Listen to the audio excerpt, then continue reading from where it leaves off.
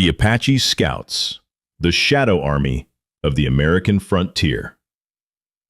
In the second half of the 19th century, the United States Army fought a war it did not fully understand.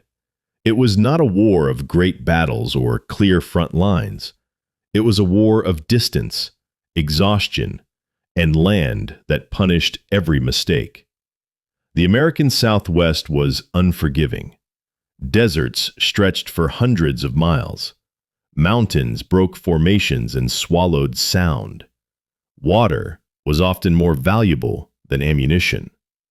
Regular soldiers marched in columns designed for European battlefields. They carried heavy gear. They followed maps that lost meaning once the road disappeared. Many never saw the enemy that killed them. The Apache had lived in this land for generations. They did not adapt to it. They were shaped by it. From childhood, Apache warriors learned to survive where others died. They learned to move without sound, to read the ground, and to disappear into stone and dust.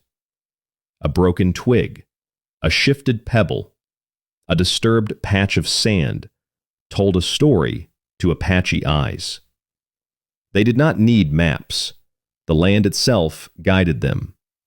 As conflict spread across Arizona and New Mexico, Apache resistance proved nearly impossible to suppress. Raiding groups struck quickly, vanished into the mountains, and reappeared days later far beyond pursuit. U.S. forces responded with more men and more firepower, and still failed.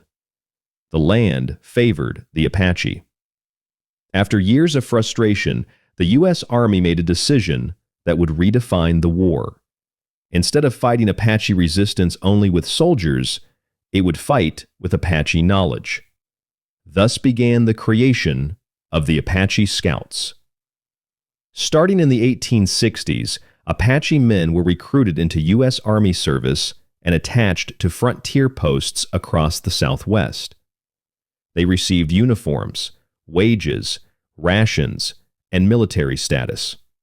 But they were never ordinary soldiers. They did not drill in formation. They did not march in step. They did not fight by standard doctrine. They operated in silence. The officer most responsible for their success was General George Crook. Unlike many commanders of his time, Crook respected Apache ability. He understood that discipline alone could not win this war. Crook believed the enemy could only be defeated by adopting the enemy's methods. He gave the Apache Scouts rare freedom. They chose their own routes. They set their own pace. They relied on instinct rather than rigid orders. Under Crook, the Scouts became the eyes and ears of the frontier army.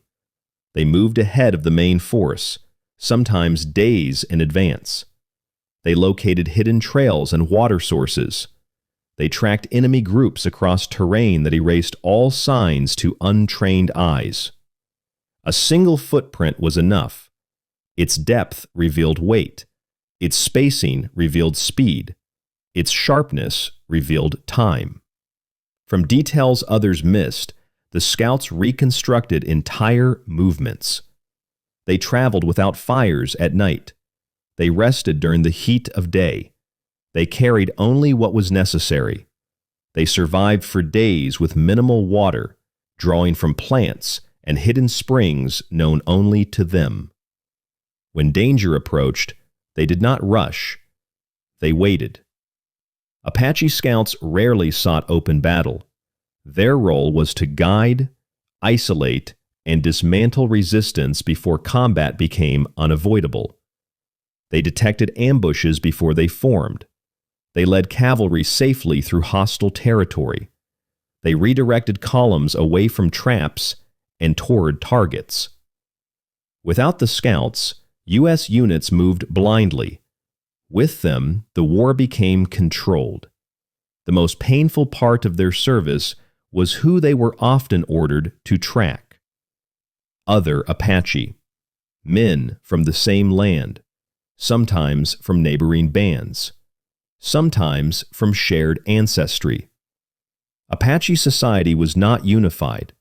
Different groups chose different paths. Some resisted until the end.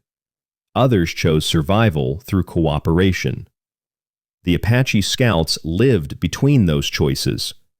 They were sent after the last resistance leaders, including the legendary Geronimo. For many Scouts, this was not conquest. It was an internal conflict without resolution. They followed familiar trails. They moved through mountains with personal meaning. Each pursuit carried a weight no uniform could erase. In combat, Apache Scouts combined two worlds. They carried knives and tomahawks for close encounters. Some still used bows when silence mattered more than firepower. They were also armed with U.S. Army rifles, carbines, and revolvers. Yet their true weapon was not steel. It was patience, endurance, the ability to wait until the land chose the moment. By the 1880s, organized Apache resistance was collapsing. Campaign by campaign, the last holdouts were isolated and defeated. The frontier was declared pacified. The Apache Scouts had done their job. Then they were dismissed. Their contracts ended. Their pay stopped. Their status vanished. Many returned to reservations where they were mistrusted by both sides. They had helped win a war, but they were denied the peace that followed. History moved on without recording most of their names, yet their legacy endured. Modern reconnaissance, special operations, small units operating deep in hostile terrain, all of it traces back to the Apache Scouts. They were not traitors. They were not celebrated heroes. They were warriors who survived between two worlds and left no footprints behind. If you want more real war history, stories about warriors, special units, and forgotten armies, watch the full video on this channel.